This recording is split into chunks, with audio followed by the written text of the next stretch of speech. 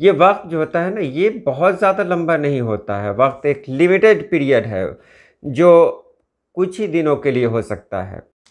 अस्सलाम वालेकुम। आज की वीडियो है ज़माना और वक्त में क्या फ़र्क है। सुनने में एक ही तरह का लगता है ज़माना और वक्त, लेकिन इसमें बहुत बड़ा फ़र्क है। आज की वीडियो में मैं आपको यही बताने जा रहा हूँ। तो चलिए वीडियो शुरू करते हैं।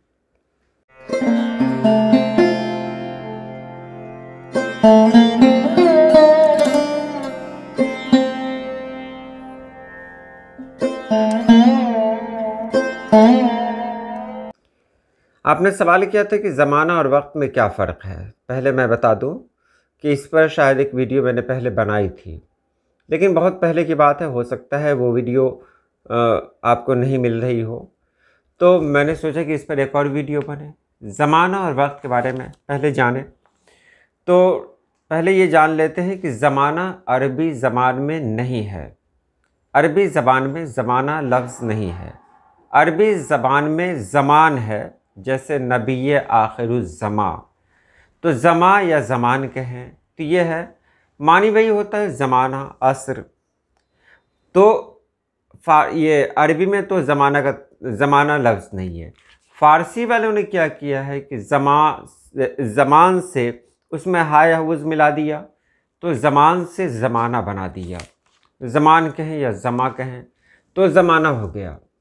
अब यही राइज हो गया और ज़माना हर तरफ इस्तेमाल हो रहा है। मानी कि देखें इसका, माहो साल की गर्दिश का अरसा, दिन रात, हालात, वक्त, हंगाम, वक्फ़ा, अहद, ये सब उसके मानी में है। तो ये मानी है ज़माना का।